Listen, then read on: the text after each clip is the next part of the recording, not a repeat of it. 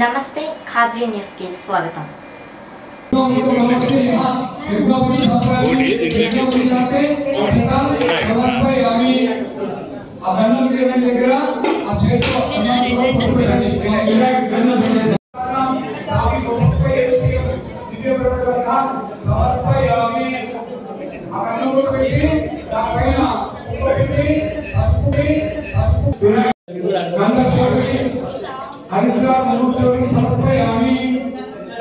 अलंकरणार्थे अक्षता తీసుకోండి अलंकरण पुष्पाన్ని సమర్పయామి। ఇప్పుడు చేతులు తీసుకొని ఓం సుఖాయ నమః, ఓం ఏకదంతాయ నమః, ఓం కపిలాయ నమః, ఓం విఘ్నరాజాయ నమః, ఓం గణాధిపాయ నమః, ఓం గురుదేవాయ నమః, ఓం గణాధ్యక్షాయ నమః, ఓం పాలచంద్రాయ నమః, ఓం సర్వసిద్ధి ప్రదాయకాయ నమః। ఒక పూలు నక్షత్రం తీసుకొని షోడశనామ అంటే పుష్పాక్షత సమర్పయామి।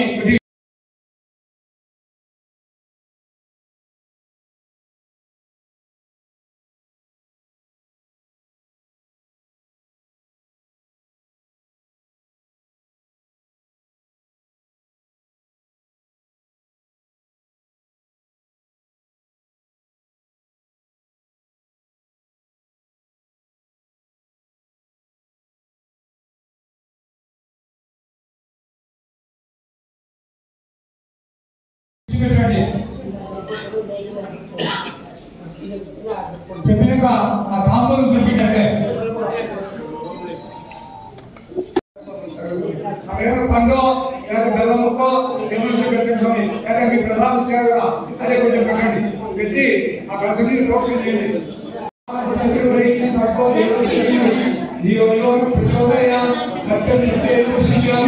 అమృతముతో అమృతం अपानाय स्वाहा, व्यानाय स्वाहा, समानाय स्वाहा, उदानाय स्वाहा, ब्रह्मणे स्वाहा। ओम श्री महादेवताय नमः। अमृत नैवेद्यं निवेदयामि।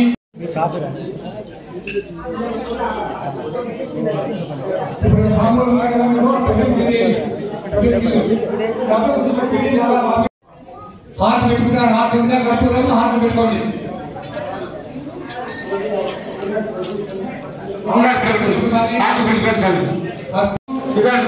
చెప్తాడు పసి మళ్ళీ పెట్టుకోండి।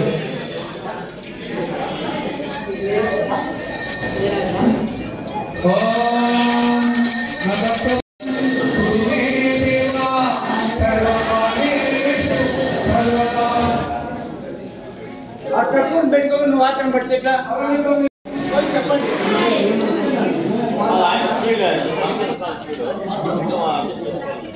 ओम हिरण्यवाक्यं अदोचोमुरारो अद्भुत मंगल नीराजन समर्पयामि।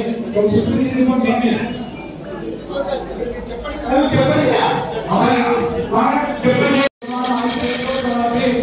ओम श्री महादेवताय नमः। अद्भुत मंगल नीराजन समर्पयामि।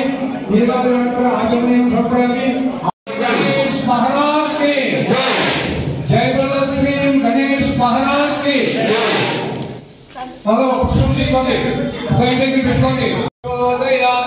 అస్మాన్ పుష్పం ఓం శ్రీ మహాదేవతాయ నమః। ఏదో ఒక సువర్ణ దివ్య పుష్పం సమర్పయామి।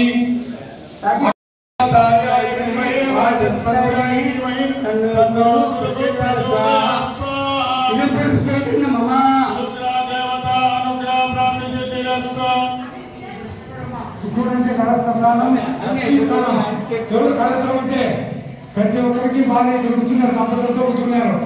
దంపతులతో కూర్చున్నారు కాబట్టి ఒక్క ఇంటిలో ఒక స్త్రీ నిద్రపోతే మనం ఏదేమి హోటల్లోకి వచ్చారు కాబట్టి మనం ఆ స్త్రీ బాగుంటే అంతమంది ఆమె పోషిస్తుంది, అంతమంది సంపాదిస్తుంది।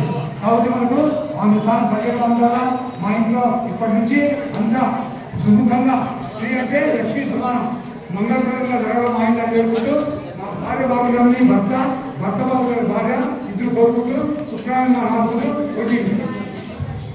ఓం భాగవాయ విమయ వాచజాయ విమయ తన్నో శుక్ర ప్రచోదయాత్ స్వాహా। ఓం శుక్రాయ నమః। ఇప్పుడు శుక్రవారం మేము ఎక్కడెక్కడో పోతుంటాం, రాబోయే ఎక్కడికి వెళ్ళినా మా కుటుంబంలో బాగుంటుంది స్థితి మా కనిపించడం శరీశ్వరాల మహాత్ములు ఒకటి ఓం నీలంబరాయ విద్మహే సూర్యపుత్రాయ ధీమహి తన్నో శక్తి ప్రచోదయాత్ దేవతా అనుగ్రహప్రాప్తిరస్తు రాదు చేయరు ఈ రెండు మనకు తర్వాత మనం జీవితంలో ఎంత సంపాదించాలి కానీ మనకు వచ్చే ఏది రాదు వచ్చేదేమన్నా మనకు వచ్చేది పాపము పుణ్యము దాన్ని బట్టే మన జీవితాన్ని ఉద్దేశించి మళ్ళా జరుగుతుందే జరగలేదా అనే నిర్ణయిస్తారు కాబట్టి ప్రతి ఒక్కరికి దృష్టిలో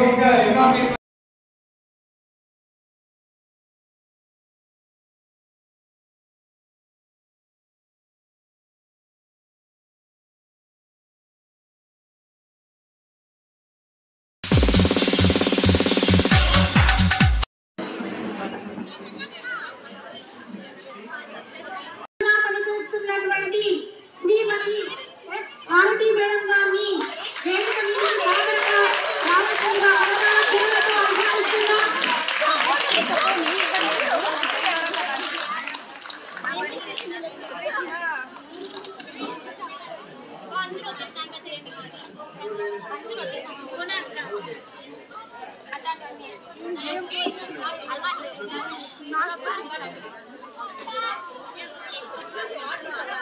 గౌరవనీయులు విశాఖ ప్రధాన ఆచార్యులైనటువంటి నారాయణ గారి జ్యోతి చెప్పండి ఏమే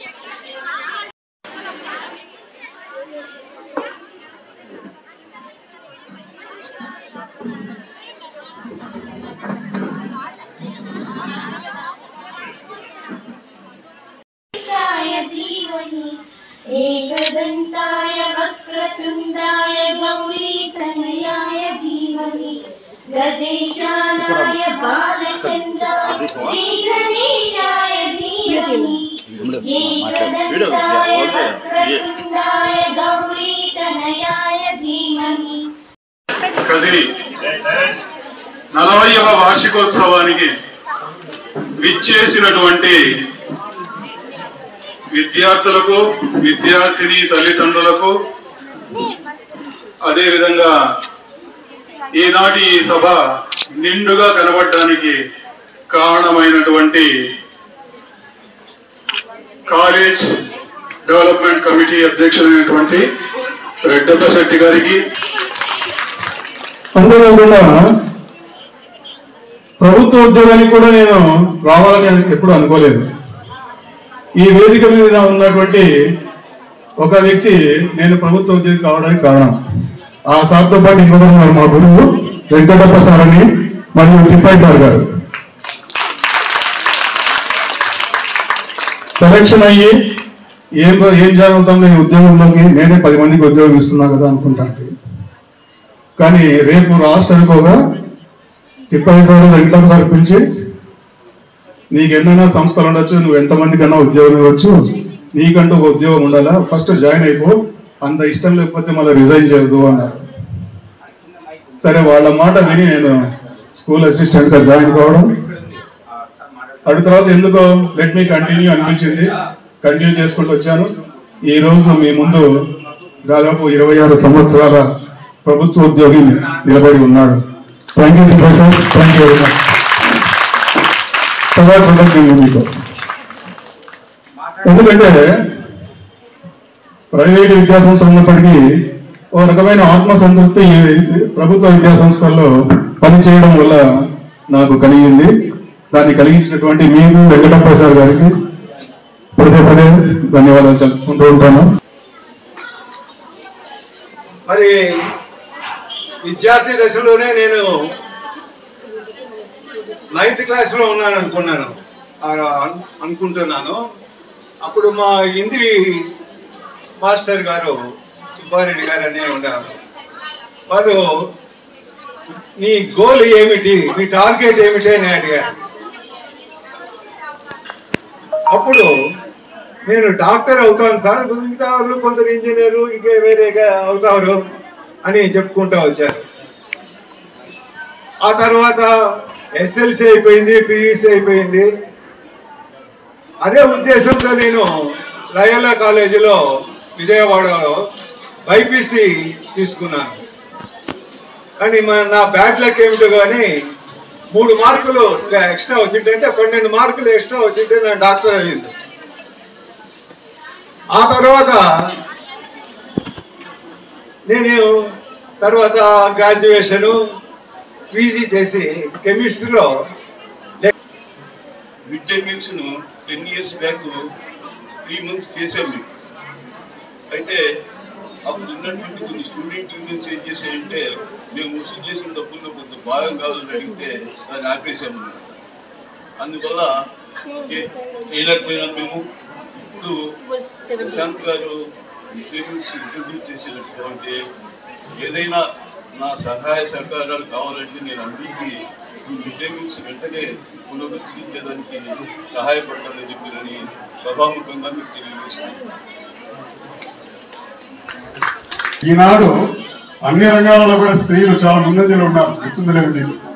ఎక్కడ కండక్టర్స్ గానా లేదంటే పోలీస్ డిపార్ట్మెంటా, ఎక్కడ చూసినప్పటికీ కూడా ఇప్పుడు చాలా ముందుకు వస్తున్నారు స్త్రీలు. కాబట్టి జూనియర్ కళాశాల గర్ల్స్ లో కూడా పనిచేయాలనే ఆలోచన నాకు మనసులో ఉంది. అదృష్టం కొద్దీ కదిరి బాయ్స్ నుంచి గర్ల్స్కి వచ్చాను. ఇక్కడికి వచ్చిన తర్వాత ముఖ్యంగా రెడ్డి గారు కమిటీ చైర్మన్ చాలా మంచి వ్యక్తులు. వచ్చిన వెంటనే నాకు ఒక ఆలోచన కలిగింది. బోర్డు చూసి టాపర్ ఎవరైనా అంటే BPC MPC మాత్రమే. అప్పుడు స్టాఫ్ అంతా మంచి సహాయ సహకారాలు అందించినారు. CEC గ్రూప్ లో కొంతమంది సెలెక్ట్ చేసి ప్రత్యేక కోచింగ్ ఇస్తే అప్పుడు చందన అనే ఒక అమ్మాయి కండక్టర్ వాళ్ళ నాన్న, ఆ అమ్మాయి టాపర్ గా వచ్చింది. అంటే కేవలం సైన్స్ గ్రూపే కాదు, ఆర్ట్స్ గ్రూప్ లో కూడా టాపర్ గా రావచ్చనే ఆలోచన నేను సాధించినాను. ఇప్పుడు బోర్డు చూశాను, BPC MPC కాకుండా CEC ఉన్నారు, HEC టాపర్ గా ఉన్నారు. నిజంగా మీకు చాలా కంగ్రాట్స్ చెప్పాలా, చాలా కష్టపడుతున్నారు.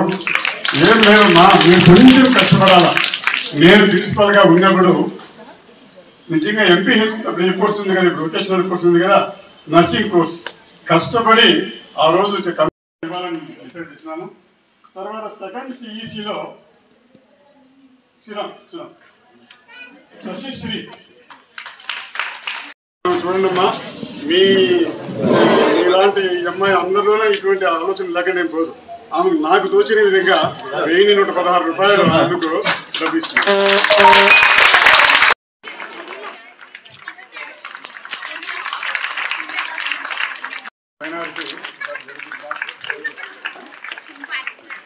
సో నెక్స్ట్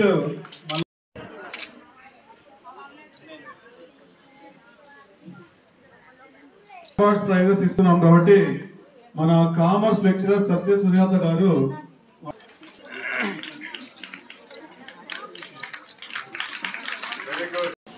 ఈ కళాశాల స్టార్ట్ చేసినప్పుడు 1983లో అప్పటి నుంచి ఇప్పటి వరకు మన కళాశాల అధ్యక్షుడిగా కానీ సెక్రటరీగా కానీ పనిచేసినటువంటి రెడ్డప్ప శెట్టి గారి గురించి ఇంకా చాలా విషయాలు చెప్పాల్సింది. మరి ఇప్పుడు సమయం లేదు. మళ్ళీ ఒకసారి మనం కలుసుకున్నప్పుడు ఆయన గురించి సవివరంగా మీకు అందజేయాల్సినటువంటి ఆవశ్యకత ఉంది, మా బాధ్యత కూడా ఉంది.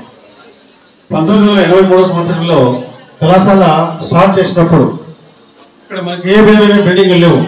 ఆ పక్కన బిల్డింగ్ కనబడుతుంది, 6 రూమ్లు ఉన్నాయి. 6 రూములు పక్కన అడ్మినిస్ట్రేషన్ రూమ్ ఒకటి, స్టాఫ్ రూమ్ ఒకటి, కుట్టు మిషన్ రూమ్ ఒకటి, ఆ తర్వాత ఒక 2 రూములు, మొత్తం అవి మాత్రమే ఉండేవి.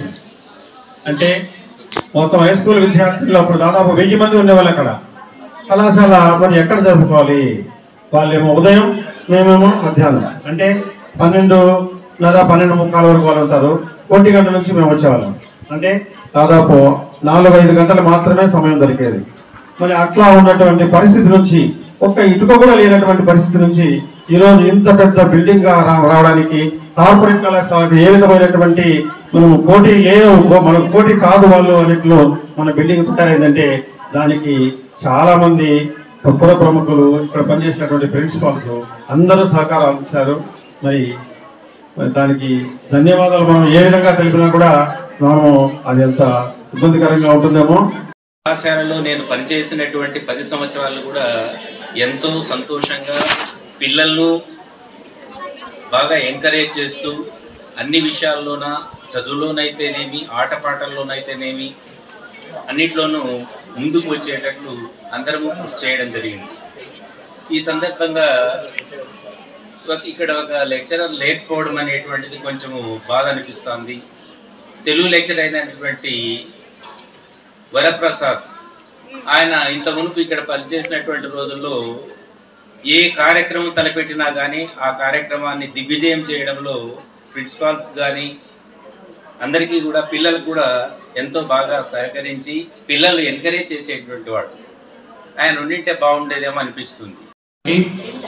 అలాగే అదేవిధంగా సేవలు అందించినటువంటి రిటైర్డ్ ప్రిన్సిపాల్ కృష్ణప్ప సార్ గారికి, మరియు తిప్పయ్య సార్ గారికి, మరియు ఈ కళాశాలలో నాన్ టీచింగ్ స్టాఫ్ లో పనిచేస్తున్నప్పటికీ, సీనియర్ అసిస్టెంట్ గా పనిచేస్తున్నప్పటికీ ఈ కళాశాల అభివృద్ధికి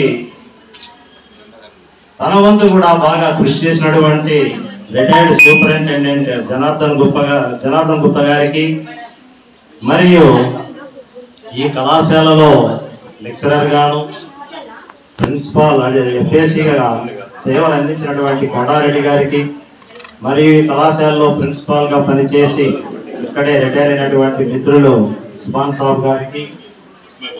సమాజాన్ని చదివిన తర్వాత ఒక నిర్ణయానికి వచ్చాను. బాగా చదవాల్సిందే, మంచి మార్కులు తెచ్చుకోవాల్సిందే, కష్టపడాల్సిందే.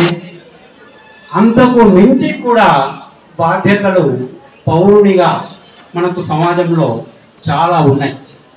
ఒకవేళ బాగా చదివిన తర్వాత కూడా దురదృష్టవశాత్తు మంచి మార్కులు రాలేకపోతే నిరాశ పడాల్సినటువంటి అవసరం లేదు. ఎందుకు అనంటే చాలామంది ఒకసారి తప్పినటువంటి వాళ్ళు, 2 సార్లు ఫెయిల్ అయినటువంటి వాళ్ళు, 3 సార్లు ఫెయిల్ అయినటువంటి వాళ్ళు కూడా సమాజంలో మంచి మంచి స్థానాలలో ఉన్నారు. కాబట్టి మీరు ఎట్టి పరిస్థితుల్లో కూడా నిరాశ పడవద్దు. నిరాశపడి ఇస్తామని చెప్పేసి ప్రకటించారు. Thank you sir, thank you very much. So ఇదే సందర్భంగా నేను కూడా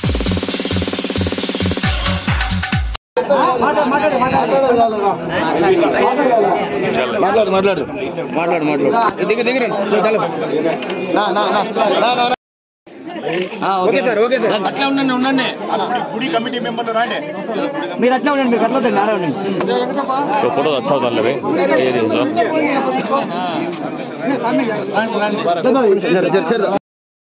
గారికి, మన మండల కోటి సుందరరెడ్డి అన్న గారికి, తర్వాత మన తిరుపతి అన్న గారికి, పూలగండి ప్రతాప్ గారికి, నరసింహగౌడ్ గారికి, కన్నాథ్ రెడ్డి గారికి, తర్వాత మన సైదాపురం రమణాన్న గారికి, ఇక్కడ పేరున ఇక్కడ విచ్చేసిన మన గ్రామ ప్రజలందరికీ పేరున హృదయపూర్వక ధన్యవాదాలు తెలియజేసుకుంటున్నాను.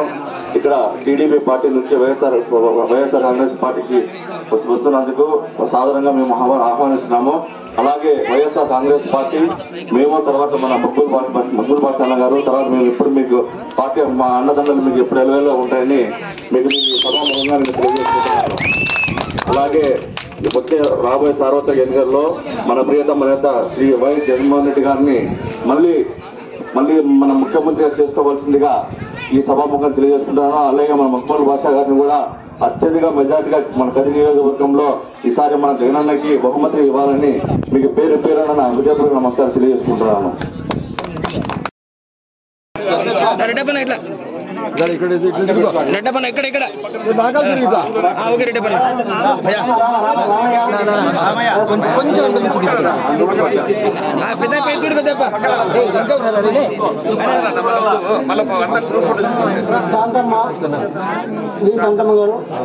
అయ్యో నేను కొంచెం పక్కకు వచ్చాడు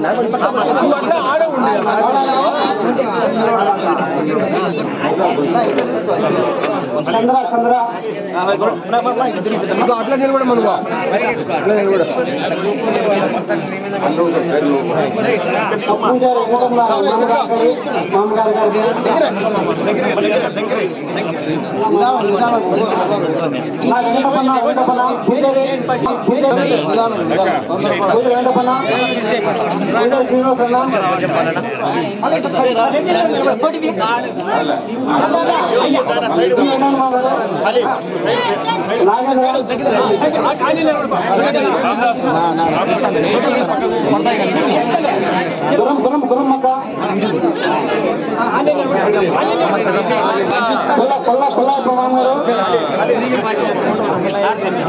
ఇట్లా చూడమ్మా శంకరప్ప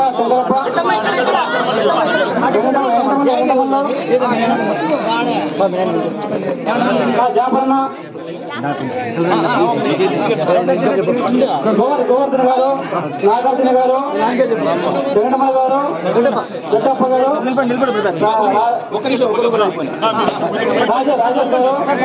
రాజేష్ గారు,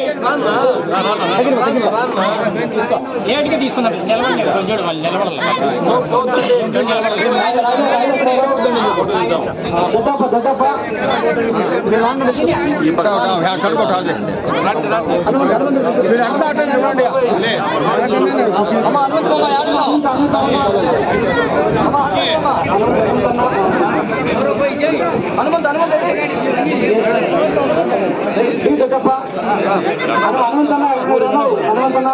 హరియన్న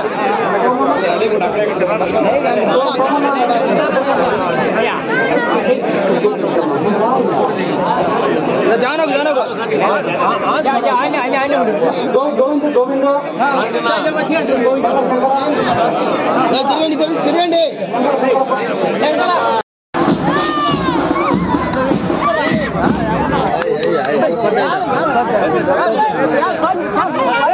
కొంచెం సైడ్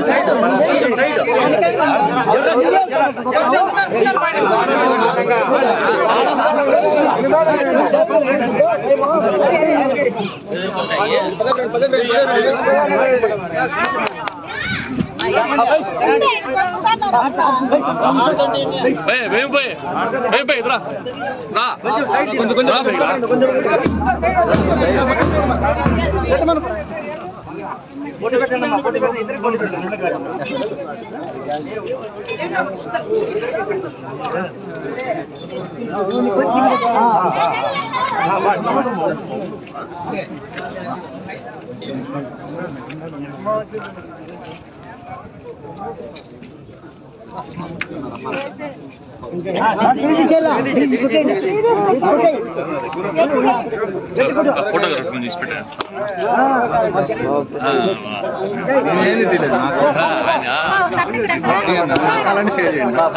చేస్తాం ఎందుకంటే మన అంత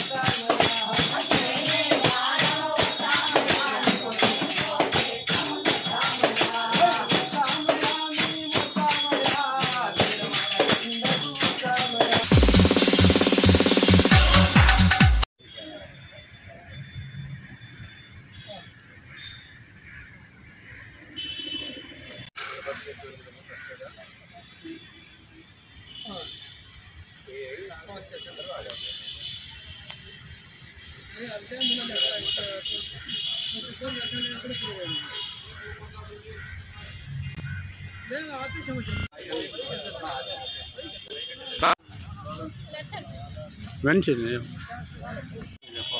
సర్లేరా సిబ్బంది పూజితకు వెంటనే ఆర్బీకి సిబ్బంది ఒత్తిడులు ఆర్బీకే సిబ్బందిపై ఒత్తిడులు చనిపోయిన పూజితకు వెంటనే ఆర్బీకే సిబ్బంది చనిపోయిన పూజితకు వెంటనే ఆర్బీకే సిబ్బంది చనిపోయిన పూజిత గారికి వెంటనే ఆర్బీకే సిబ్బందిపై పని ఒత్తిడి ఆర్బీకే సిబ్బందిపై పని ఒత్తిడి ఫిబ్రవరి 1వ తేదీన బెల్లంకొండ పూజిత అనే గ్రామ వార్డు సచివాలయంలో రైతు భరోసా కేంద్రంలో పనిచేసే ఒక ఉద్యోగి పని ఒత్తిళ్లను తట్టుకోలేక చనిపోవడం జరిగింది. ఆ అమ్మాయికి ఎలాగైనా ప్రభుత్వం నుంచి న్యాయం జరగాలి, అలాగే అమ్మాయి ఒత్తిళ్లకు గురైన వారికి తగిన చర్యలు తీసుకోవాలని కోరుకుంటున్నాము. అమ్మాయి ఒక మహిళా కార్యదర్శి అయినప్పటికీ ఆ అమ్మాయి పని ఒత్తిళ్లను తట్టుకోలేక ఆత్మహత్య చేసుకోవడం జరిగింది. ఇలా మాలాగా రైతు భరోసా కేంద్రాల్లో పనిచేస్తున్న ఎవరు కూడా పని ఒత్తిళ్లకు గురి కాకుండా పని చేసుకోవాలని మేము కోరుకుంటూ ఈ నిరసనని వ్యక్తం చేస్తున్నాం. ఆర్బీకే సిబ్బంది అయినటువంటి పూజిత అనే సహోద్యోగురాలు మా అందరి మధ్యన ఎంతో చలాకీగా ఉద్యోగం చేసుకునే అమ్మాయి అన్ఎక్స్పెక్టెడ్గా పని ఒత్తిడి కారణంగా చనిపోవడం జరిగింది. ఇది కేవలం ఆ ఒక్కరితోనే ఆగిపోదు. రాష్ట్రంలో ఉన్న 10,000 పైసలకు ఆర్బీకేలలో కూడా అందరూ సిబ్బంది కూడా చాలా ఇబ్బంది పడుతున్నారు. పని భారం ఎక్కువైంది. కానీ మేము ఎన్నిసార్లు ఉన్నతాధికారులకు వివరించినా కూడా మా పని భారాన్ని తగ్గించండి అనే విధంగా వాళ్ళు కార్యాచరణ చేయమంటే కూడా ఏ విధమైనటువంటి స్పందన లేదు. ఆ కారణం చేతనే ఒక అమ్మాయి మానసిక వేదనకు గురై ఇవాళ చనిపోవడం చాలా బాధాకరం. చనిపోయిన అమ్మాయికి సంబంధించిన వెంటనే న్యాయం జరగాలి. దానికి బాధ్యులైన వారిని వెంటనే ప్రభుత్వం ఆ బాధ్యులను ఎవరైతే వాళ్ళని గుర్తించి వాళ్ళకు వెంటనే వాళ్ళపైన చర్యలు తీసుకోవాలని ఆంధ్రప్రదేశ్ రాష్ట్ర గ్రామ ఈ సచివాలయ ఉద్యోగస్తుల సంఘంలో నుంచి రైతు భరోసా కేంద్రాలకు సంబంధించిన ఉద్యోగులుగా మేము డిమాండ్ చేయడం జరుగుతూ ఉంది. చనిపోయిన అమ్మాయికి న్యాయం జరగాలి, పని ఒత్తిడి భారాన్ని తగ్గించాలని మేము ఈ సభాముఖంగా వేడుకుంటున్నాం. ఇవి ఈరోజు వార్తలు. తిరిగి రేపటి వార్తల్లో కలుసుకుందాం. సెలవు. నమస్కారం.